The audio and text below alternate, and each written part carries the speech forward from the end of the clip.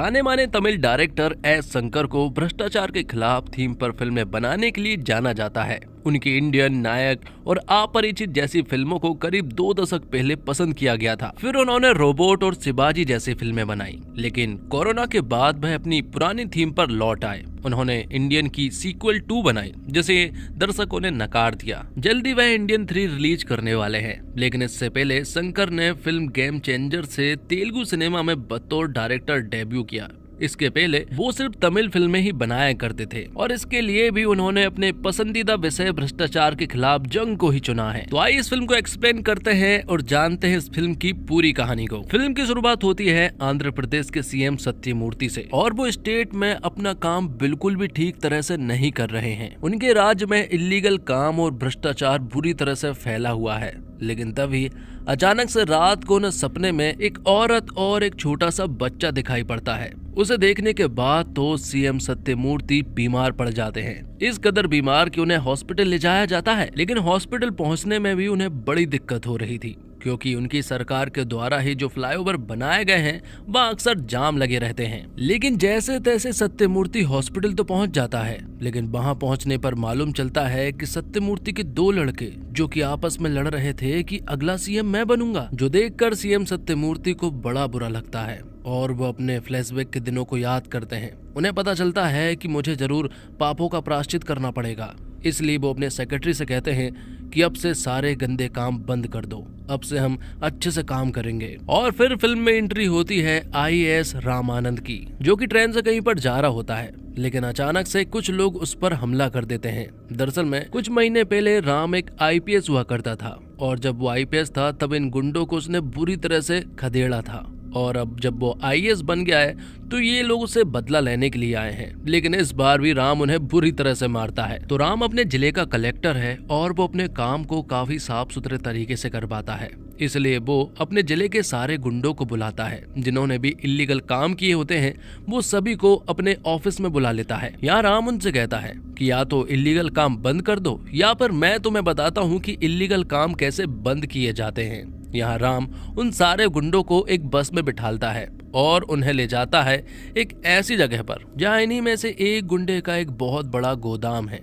यहाँ पर बहुत सारे चावल रखे होते हैं और मालूम चलता है कि ये सारे चावल जो है वो नकली हैं। जो भी गरीबों के लिए चावल आया करते हैं वो इन चावलों को अपने पास रख लेता है और उन गरीबों को नकली चावल दे देता है, जिस पर कि राम उस फैक्ट्री को ही बंद करवा देता है। जिसके बाद राम इन सारे गुंडों को लेकर एक मॉल के पास पहुंचा। उसने बताया कि ये मॉल इलीगल है। दरअसल में कुछ महीने पहले जब इस मॉल में आग लगी थी तो फायर ब्रिगेड यहाँ से ऊपर नहीं जा पाई थी, क्योंकि सड़क ही इतनी ज्यादा पतली है कि कोई वहाँ कैसे जाए भला। और कागजों के तौर पर भी ये एक इलीगल मॉल है, इसलिए उसे भी वो यहाँ पर तबाह करवा देता है। राम सारे गुंडों को बहुत अच्छे से समझा देता है कि या तो तुम अपना काम अभी से बंद कर दो या फिर मैं बंद करने उतरा तो इसी तरह से बिल्डिंग गिरेंगी और सारे के सारे धंधे को वो चौपट कर देगा। ये बात भी गुंडे बहुत अच्छे से समझ चुके थे। अब राम एक शादी में जब अपने दोस्तों के साथ बैठा हुआ था तब दोस्त यहाँ राम से उसकी लव लाइफ के बारे में पूछते हैं, तो यहाँ वो उन्हें फ्लैशबैक में ले जाता है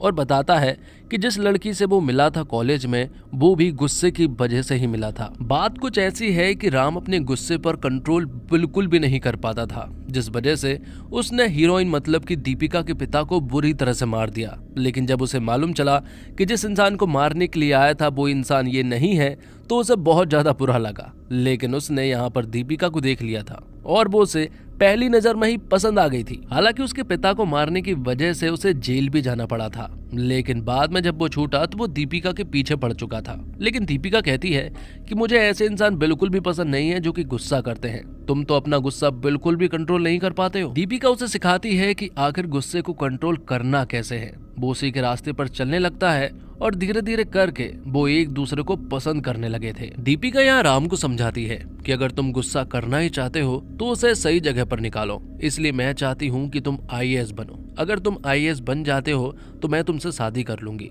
लेकिन अगर तुम आईपीएस बने तो मैं तुमसे शादी नहीं करने वाली, क्योंकि अगर आईपीएस बनोगे तो तुम इसी तरह से लोगों के ऊपर गुस्सा निकालते रहोगे, इसलिए मैं चाहती हूँ कि तुम एक आईएएस बनो। लेकिन होता यूं है कि यहाँ राम आईपीएस ही बनता है और दीपिका उसे बात करना बंद कर देती है। यहाँ तक कि उन्होंने तो शहर भी छोड़कर चले गए थे और राम को उनके बारे में कुछ भी नहीं पता था। इसी तरह से कुछ महीने बीत जाते हैं, कुछ साल बीत जाते हैं और फिर एक दिन राम आईपीएस से आईएएस बन जाता है। लेकिन अब भी उसे यहाँ दीपिका के बारे में कुछ भी नहीं मालूम है। लेकिन यहीं पर एक दोस्त बैठा हुआ था जो कि राम को बताता है कि मैं दीपिका को जानता हूँ, लेकिन वो बहुत ज्यादा टल्ली में था, इसलिए वो तो कल सुबह ही उठने वाला था। लेकिन जब वो सुबह उठा तो उसने दीपिका का एड्रेस बताया और यहाँ राम तुरंत उसके पास पहुंच गया। दीपिका उसे देखकर बहुत खुश हुई। मालूम चलता है कि दीपिका एक डॉक्टर है और वो पास ही में लोगों को ख्याल रखने का काम करती है। यहीं पर एक औरत होती है जो कि मेंटली डिस्टर्ब है और वो हर रोज सीएम को पत्र लिखती है कि हमारे राज्य में क्या कुछ प्रॉब्लम है और उसे किस तरह से सॉल्व करना चाहिए। इतना बोलने के बाद यहाँ राम उनसे कहता है कि मैं तुम्हें सीएम से मिल पाऊंगा, क्योंकि कल सीएम की एक बहुत बड़ी रैली होने वाली है जिसमें सभी लोग आएंगे। इसलिए राम उसे उस रैली में ले जाता है जहाँ पर कि बहुत सारे लोग आए हुए थे। और जब यहाँ सत्यमूर्ति भाषण दे रहा था तभी वो औरत उसके पास चली जाती है और उसे उसके नाम सत्या से बुलाती है। सत्या भी उसे देखकर पूरी तरह से हैरान रह चुका था और यहाँ पर वो औरत सत्या को सब कुछ बता देती है कि आखिर हमारे राज्य में क्या कुछ प्रॉब्लम है। दूध में यूरिया मिलाकर बेचा जा रहा है, इस तरह की ढेर सारी प्रॉब्लम उसे गिना देती है। लेकिन ये देखकर मोपी देवा को बिल्कुल भी अच्छा नहीं लगता और वो यहाँ उस औरत को मारने लगता है। लेकिन जैसे ही वो उसके ऊपर हाथ उठाता है तब यहाँ बीच में राम आ जाता है। लेकिन मालूम चलता है कि सत्यमूर्ति को जो सपने में औरत और बच्चे दिखाई पड़ते हैं वो दरअसल में औरत यही है। और जब उसे ये बात मालूम चलती है तो अचानक से सत्यमूर्ति को फिर से एक छोटा सा माइनर सा अटैक आता है और उसे फिर से हॉस्पिटल ले जाया जाता है। लेकिन सत्यमूर्ति अब अच्छे से काम करना चाहता है। जब वो हॉस्पिटल के कमरे में अकेला था और मोपी देवा उसके साथ था तो सत्यमूर्ति यहाँ मोपी देवा से कहता है कि तुम एक बुरे इंसान हो, तुमने उसके साथ बदतमीजी की और तुम्हारे इलीगल काम भी है, इसलिए मैं तुम्हें पार्टी से निकाल रहा हूँ। ये सुनने के बाद मोपी देवा यहाँ जब कोई नहीं होता है तो वो सत्यमूर्ति को जान से मार देता है, क्योंकि सत्यमूर्ति तो उसका सौतेला बाप है, इसलिए उसे कोई फर्क भी नहीं पड़ता। और सत्यमूर्ति का बड़ा बेटा मतलब कि मोपी देवा का बड़ा भाई को जब मालूम चला कि मोपी देवा ने ही सत्यमूर्ति को मारा है तो वो भी चुप हो जाता है और सीएम बनने के लिए कुछ नहीं कहता है। इसलिए अब अगला सीएम तो मोपी देवा बनने वाला है। वहाँ दूसरी तरफ हम देखते हैं कि राम और दीपिका की शादी होने वाली थी, सारी तैयारियां हो चुकी थी। लेकिन तभी अचानक से मालूम चलता है कि यहाँ पर राम को अरेस्ट कर लिया गया है, क्योंकि अब मोपी देवा पावर में आ गया था। इसलिए सबसे पहले तो वो अपने दुश्मन जो कि हाल ही में बना है उसी को अरेस्ट करवाना चाहता है। वो राम को अरेस्ट करवा कर एक बस में बांध देता है और बीच मार्केट में छोड़ देता है। और यहाँ पर मोपी देवा और उसके साथियों के साथ वो एंजॉय कर रहा था। और वहाँ जब लोग राम को मारने ही वाले थे कि तभी हॉस्पिटल से एक वीडियो सामने आता है।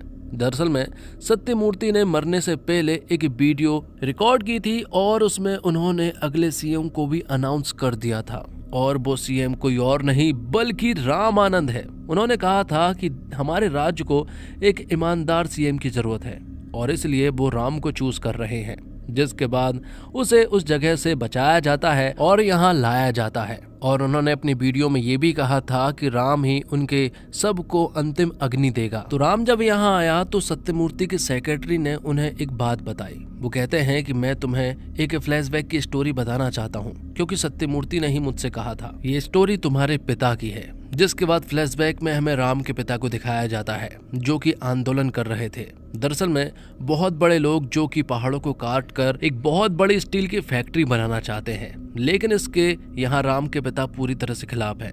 और जितने भी लोग गांव में रहते हैं वो भी राम के पिता के पीछे ही थे। वो लोग पैसे भी दे रहे थे, लेकिन राम के पिता नहीं मानते। वो कहते हैं कि प्रकृति से छेड़छाड़ करना अच्छी बात नहीं है। राम के पिता इस तरह के बहुत सारे आंदोलन करते रहते हैं और हमेशा सच की साइड रहते हैं, जो देखकर सभी चाहते हैं कि उन्हें एक पार्टी बनाना चाहिए। और अगर वो पार्टी बना लेते हैं तो वो जल्द ही सीएम भी बन जाएंगे और इस राज्य का कल्याण भी कर पाएंगे। तब सत्यमूर्ति भी उन्हीं के साथ रहा करता था, जबकि वो तो यहाँ राम के पिता का भक्त हुआ करता था। लेकिन एक प्रॉब्लम थी। प्रॉब्लम ये थी कि राम के पिता जो है वो थोड़े हकलाते थे, वो स्पीच ठीक तरह से नहीं दे पाते थे और यही एक बहुत बड़ी प्रॉब्लम थी कि वो भाषण देने के लिए नहीं जाते हैं। तो यहाँ होता यह है कि राम के पिता भाषण लिखते हैं और वो भाषण सत्यमूर्ति को देते हैं। सत्यमूर्ति सभी के सामने उन्हें बोलता है और सभी को ऐसा धीरे धीरे लगने लगता है कि शायद ये सारी चीजें सत्यमूर्ति ही बोल रहा है। जिस वजह से सभी लोग सत्यमूर्ति की ही जय जयकार कर रहे थे।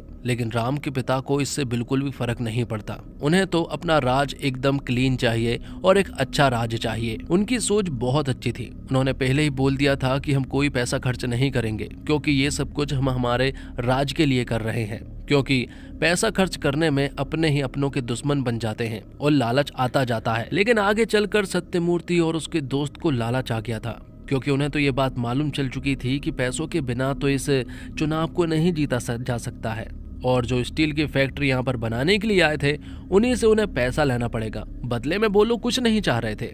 ये बात यहाँ पर राम के पिता को भी बताई जाती है, लेकिन राम के पिता ने फटकार मारकर कह दिया था कि हम ये नहीं करेंगे। लेकिन जब राम के पिता को मालूम चला कि दरअसल में सत्यमूर्ति और उसका दोस्त स्टील फैक्ट्री के लोगों से पैसा ले रहे हैं, तो यहाँ पर वो अनाउंस करते हैं कि वो इस पार्टी को बंद करेंगे। इसलिए अगले ही दिन वो प्रेस मीट बुला लेते हैं और अब वो इस पार्टी को बंद करने के लिए अनाउंसमेंट करने वाले थे, क्योंकि उन्हें मालूम चल गया था कि सत्यमूर्ति और उसके दोस्त में लालच आ चुका है। जब वो यहाँ से जा रहे थे तभी अचानक से राम के पिता की फैमिली के ऊपर अटैक हो जाता है, और ये अटैक किसी और ने नहीं बल्कि सत्यमूर्ति नहीं करवाया था। कि इससे पहले राम के पिता इस फैक्ट्री को बंद करवाए, उससे पहले ही हम राम के पिता की पूरी फैमिली को ही मिटा देते हैं। यहाँ सत्यमूर्ति राम के पिता को तो मार देता है, लेकिन यहाँ से राम की पत्नी और उसका बेटा मतलब कि राम बच निकलता है, और सत्यमूर्ति के साथ जो दोस्त था वो उसे भी मार देता है। लेकिन उसके दोस्त के 2 बेटे थे,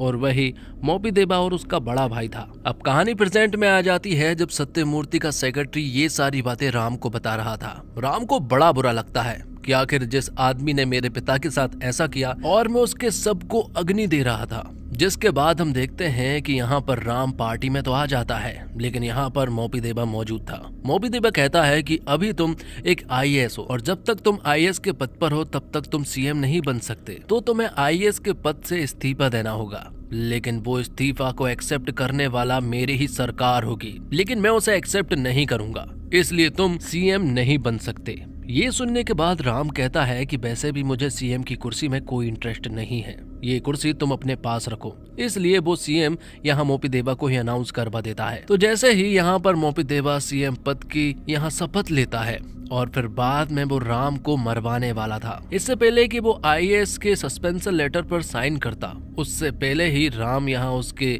ऑफिस में आ चुका था, जो कि मोपी देवा के पास इलेक्शन कमिश्नर के रूप में यहाँ पर आया था। वो कहता है कि तू एक निकम्मा सीएम है, क्योंकि तुझे मालूम नहीं है कि शायद अब 2 महीने के बाद फिर से इलेक्शन होने वाले हैं, और अब तेरे पास कोई पावर भी नहीं है। यानी कि तू सीएम जरूर है, लेकिन तेरे पास कोई भी पावर नहीं है, इसलिए तू एक निकम्मा सीएम है। और अब जो 2 महीने में इलेक्शन होने वाले हैं वो मेरे तरीके से होगा, क्योंकि मैं अब इलेक्शन कमिश्नर हूँ। लेकिन मोपी देवा को इससे भी कोई फर्क नहीं पड़ता, क्योंकि उसके पास बहुत पैसा है, और राजनीति में किस तरह से बोर्ड को अपने कब्जे में करना है ये भी मोपी देवा को बहुत अच्छे से मालूम है। तो उसे तो लग रहा है कि अगला सीएम वही बनने वाला है। यहाँ राम भी उससे कहता है कि बिल्कुल बनो, लेकिन सही तरीके से बनना होगा। जिसके बाद यहाँ पर राम एक मीटिंग अनाउंस करता है, जिसमें मोपी देवा के साथ वाले जितने भी लोग थे वो उन सभी को सस्पेंड करवा देता है और उन्हीं के पास भेज देता है, और यहाँ पर सिर्फ उन्हीं लोगों को रखता है जो कि पूरी तरह से ईमानदार है। और यहाँ मोपी देवा इलेक्शन की तैयारियों में लग चुका था, उसके पास करोड़ों रुपए है,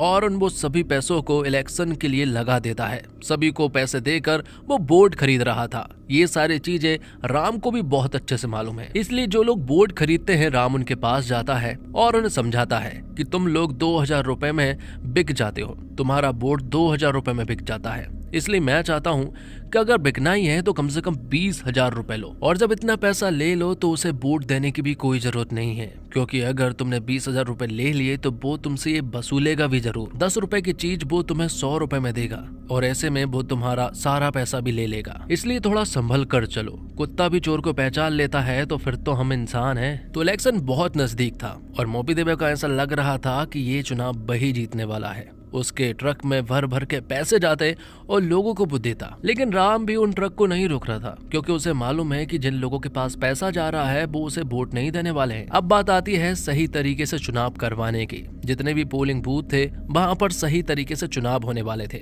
लेकिन मोपी देवा ऐसा नहीं होने दे सकता। इसलिए जहां पर भी ये चुनाव होने वाले थे वो वहां पर ब्लास्ट करवा देता है। वैसे उसने सिर्फ एक ही जगह पर ब्लास्ट किया था, बाकी वो ये बताना चाहता था कि वो और भी जगह पर कर सकता है। ये मत समझना कि मैं कुछ नहीं कर सकता, मेरे पास अभी भी बहुत पावर है। लेकिन यहाँ पर मोपी देवा एक दूसरी चाल चलता है। दरअसल में जहाँ पर भी चुनाव हो रहे थे वहां पर वो अपने लोगों को बारी बारी से वोट डालने के लिए भेज देता है। इस तरह से मोपी देवा के लोग फर्जी वोट डाल रहे थे, लेकिन बार बार जब इंक को एक केमिकल से साफ किया जा रहा था उस वजह से उन सभी की उंगलियां सूज जाती है और साफ साफ दिखाया जा रहा था कि ये सभी लोगों ने फर्जी वोट डाली है जो कि मोपी देवा के लोग हैं। तो जितने भी केंद्र में ये सब कुछ हुआ है वहां पर री इलेक्शन होने वाले थे और बाकी की जगह पर जितने भी इलेक्शन हुए हैं उन सभी की ईवीएम मशीन के द्वारा काउंटिंग होनी थी। ये चीज मोपी देवा को भी बहुत अच्छे से मालूम है, इसलिए वो एक प्लान बनाता है कि वो सारी ईवीएम मशीन को तोड़ देगा और फिर पूरे राज्य में ही फिर से री इलेक्शन करवाएगा और एक नई प्लान के द्वारा वो इस चुनाव को जीतेगा। राम को मालूम चल गया था कि वो ईवीएम मशीन को तोड़ने वाला है और काउंटिंग को रुकवाना चाहता है, इसलिए यहाँ पर राम ने भी एक प्लान तैयार कर लिया था। उसने सारी ईवीएम मशीन को एक सेंटर बनाकर एक ही जगह पर लाने का डिसाइड किया ताकि वो सभी को एक ही जगह पर लाए और उन सभी को एक ही जगह पर संभाल सके। राम उन ईवीएम मशीन को ड्रोन के द्वारा एक जगह पर ले आता है, लेकिन वहां पर मोपी देवा के बहुत सारे लोग आए हुए थे जो कि काउंटिंग को रुकवाना चाहते हैं और ईवीएम मशीन को तोड़ना चाहते हैं। यहाँ पर बहुत सारे लोग थे और साथ ही मोपी देवा भी आ चुका था, मतलब कि सारे के सारे गुंडे जो है वो एक ही जगह पर आ चुके थे। पर राम अकेला था, राम की टीम में कोई भी नहीं था। उसके पास जो पुलिस वाले थे वो भी उन्हें वापस भेज देता है क्योंकि उनकी जान खतरे में हो सकती है। राम पूरी तरह से अकेला था, लेकिन यहाँ पर उसके पास भी एक बहुत अच्छा प्लान था। वो यहाँ पर बहुत सारे जेसीबी को बुलवा लेता है और जैसे जैसे वो लोग पास आते हैं वैसे कचरों के द्वारा इन सारे जेसीबी को उनके ऊपर छोड़ दिया जाता है और उन्हें बाहर फेंका जा रहा था। मोपी देवा और मोपी देवा के लोगों का सिर्फ एक ही मकसद है कि वो ईवीएम मशीन को तोड़ें ताकि काउंटिंग ना हो सके। यहाँ पर सिर्फ 28 ईवीएम मशीन थी और बाकी की जगह पर काउंटिंग तो चल रही थी, लेकिन यहाँ पर राम इन ईवीएम मशीन को नहीं बचा पाता और यहाँ मोपी देवा उन सारी ईवीएम मशीन को तोड़ डालता है। मतलब कि सारी की सारी 28 ईवीएम मशीन को यहाँ पर मोपी देवा ने तोड़ डाला था। राम को अब समझ नहीं आ रहा था कि अब क्या करना होगा, क्योंकि अगर ऐसा हुआ तो फिर से री इलेक्शन होगा और फिर से यहाँ पर मोपी देवा चुनाव जीत जाएगा। लेकिन मोपी देवा को एक बात नहीं मालूम थी कि मोपी देवा के सामने ही एक पार्टी और भी है जो कि उन्हें बराबर की टक्कर देती है। उस पार्टी का नाम है अभ्युदय पार्टी, जो कि राम के लोगों ने ही बनाई थी। राम यहाँ पर एक चाल चलता है, वो कहता है कि 28 ईवीएम मशीन को तोड़ने पर 50,000 वोट का नुकसान होगा, लेकिन मैं सभी से कहूंगा कि ये 50,000 वोट मोपी देवा की ही है। मैं वो 50,000 वोट तुझे दिलवा दूंगा, इसके बावजूद तू ये चुनाव हार गया है क्योंकि तू लाखों वोटों से ये चुनाव हारा है। और वहाँ दूसरी तरफ हम देखते हैं कि अभ्युदय पार्टी ये चुनाव जीत चुकी है जो कि राम के पिता ने बनाई थी और उस पार्टी का सीएम कोई और नहीं बल्कि हमारा राम होता है। दोस्तों अगर सही बात कहूँ और एक लाइन में बताना पड़े तो ये फिल्म बिल्कुल भी अच्छी नहीं है। फिल्म वाऊ है, लंबी है, बहुत लाउड है। वैसे लाउड तो पुष्पा 2 द रूल भी थी, लॉजिक की उम्मीद उसमें भी नहीं की गई थी, लेकिन फिल्म इंटरटेनिंग थी जिसके लिए दर्शक थिएटर तक आते हैं। गेम चेंजर इस मामले में कमजोर साबित होती है। बताया गया है कि फिल्म लगभग 450 करोड़ रुपए में बनी है, उनमें काफी खर्च लगता है, गानों पर ही कर दिया गया है। एक्शन दमदार है लेकिन ऐसा नहीं है कि चौंकाए। क्लाइमैक्स से बेहतर फाइट तो रामचरण फिल्म की शुरुआत में अपनी एंट्री सीन में कर रहे थे। बाकी फिल्म का सेट शानदार है जिसके लिए शंकर जाने जाते हैं। तकनीकी तौर पर शंकर काफी प्रयोग करते हैं, हालांकि इसमें उसकी कमी दिखती है। कॉमेडी भी बहुत पुराने स्टाइल की है जो कहानी के साथ नहीं बल्कि अलग से किसी किसी सीन में आ जाते हैं। कहीं कहीं लगता है कि फिल्म नायक जैसी बन रही है, जहां फिल्म का हीरो एक झटके में किसी को भी उसकी नौकरी से बर्खास्त कर देता है। फिल्म की कहानी अगर आज की पीढ़ी के अनुसार अच्छी लिखी गई होती तो शायद यह बेहतर फिल्म बन सकती थी। और RRR के बाद रामचरण की यह सोलो फिल्म है। पूरी उम्मीद उनके मजबूत कंधों पर थी, जिसे रामचरण ने निभाया भी है। वह फिल्म में डबल रोल में है। इंटरवल के बाद जो रोल उन्होंने निभाया है उसमें वह चौंकाएंगे। एक्शन सीन से लेकर इमोशनल सीन तक सब साबित करते हैं कि वह सुपरस्टार क्यों है। समझ लीजिए कि अगर फिल्म में कुछ देखने लायक है तो वह केवल रामचरण ही है। कियारा आडवाणी सिर्फ सुंदर लगती है, बाकी उनके लिए कुछ खास फिल्म में नहीं था। करप्ट नेता के नेगेटिव रोल में एस.जे. सूर्या प्रभावित करते हैं और शंकर ने फिल्म का निर्देशन और स्क्रीन प्ले किया है। उनकी फिल्मों में कोई ना कोई मैसेज होगा, यह लगभग तय होता है। उनकी पिछली फिल्म इंडियन 2 में भी भ्रष्टाचार के खिलाफ इंडियन खड़ा होता है। इसमें एक ईमानदार अफसर और भ्रष्ट राजनेता के बीच टक्कर है। मतदान का महत्व समझाया गया है, इसके बावजूद फिल्म इम्पैक्ट नहीं डालती। कहानी नई नहीं है, खुद शंकर की ही फिल्मों में ऐसी कहानी आपको मिल जाएगी। एक आईपीएस का पहले आईएएस, फिर मुख्यमंत्री और उसके बाद इलेक्शन ऑफिसर बन जाना, हेलीकॉप्टर से आना जाना, वह काम करना जो उसको सीमाओं से बाहर है। देखकर लगता है कि शंकर किस जमाने की फिल्म लेकर आए हैं। यह सारी जानकारियां इंटरनेट पर मौजूद है। ऐसे में रिसर्च की कमी साफ दिखती है। और डायरेक्टर शंकर ने फिर भ्रष्टाचार के खिलाफ थीम पर बड़े स्केल पर फिल्म बनाई है, लेकिन अफसोस की बात यह फिल्म गेम चेंजर की कहानी में कुछ नया पेश नहीं कर पाए। फिल्म देखकर लगता है कि उन्होंने अपनी पुरानी फिल्मों की कहानी को ही नए अंदाज में पेश कर दिया है। कभी यह फिल्म आपको कमल हसन की फिल्म इंडियन की याद दिलाती है, तो कभी आपको अनिल कपूर की नायक की याद दिलाती है। और इंटरवल के बाद film game changer Anna Hazare के आंदोलन की भी यादें ताजा कर देती है। फिल्म शुरुआत से ही एक्शन में आ जाती है। खासकर रामचरण का एंट्री सीन दर्शकों को सीटियां बजाने पर मजबूर कर देता है, लेकिन फिल्म की कमजोर कहानी और स्क्रीन प्ले आपको निराश करते हैं। इंटरवल के बाद फिल्म जरूर थोड़ा ट्विस्ट आता है, लेकिन वह ज्यादा वक्त तक कायम नहीं रहता, जबकि फिल्म का क्लाइमैक्स भी उतना दमदार नहीं बन पड़ा है। फिल्म का नायक खुद को अनप्रिडिक्टेबल कहता है, लेकिन डायरेक्टर कुछ एक सीन में ही उसे अनप्रिडिक्टेबल दिखाने में सफल हुए हैं। करीब 500 करोड़ के बजट में बनी इस फिल्म का स्केल काफी बड़ा है, लेकिन शंकर कुछ बेसिक चीजों पर ध्यान देना भूल गए हैं। मसलन कि आईएएस अफसर की पहली पोस्टिंग सीधे जिला कलेक्टर की नहीं होती। वहीं किसी आईएएस अफसर को उसके गृह जिले में जिला कलेक्टर नहीं बनाया जाता। फिल्म में ज्यादा मसाला डालने के चक्कर में इसे बेवजह लंबा कर दिया गया है। करीब 2.25 घंटे लंबी फिल्म को अगर एडिटिंग टेबल पर आधे घंटे कम कर दिया जाता तो यह ज्यादा बेहतर बन पड़ती। और एक्टिंग के मामले में रामचरण ने अच्छा प्रदर्शन किया है। काफी अरसे बाद बतौर सोलो लीड हीरो पर्दे पर वापसी करने वाले रामचरण ने अपने चाहने वालों को कई सीन्स में सीटियां व तालियां मारने पर मजबूर कर दिया। वह अपने दोनों रोल्स में जोरदार लगे हैं। वहीं कियारा आडवाणी भी फिल्म में जमी है, हालांकि उनके पास उन करने के लिए बहुत कुछ नहीं था। सीएम ओपी देवा के रोल में एस.जे. सूर्या ने कमाल काम किया है। मुख्य विलन के रूप में उनका काम जोरदार है। वही फिल्म बाकी कलाकार में भी उनके रोल जमे हैं। बजट अधिक होने के चलते शंकर ने फिल्म की शूटिंग भव्य सेट पर की है। फिल्म की सिनेमेटोग्राफी भी बढ़िया है, लेकिन ये फिल्म कहीं ना कहीं वो असर नहीं छोड़ पाती जिससे कि इससे उम्मीद थी। और इसी के साथ ये वीडियो यहीं पर समाप्त होता है। दोस्तों, उम्मीद करता हूँ आपको वीडियो पसंद आई होगी।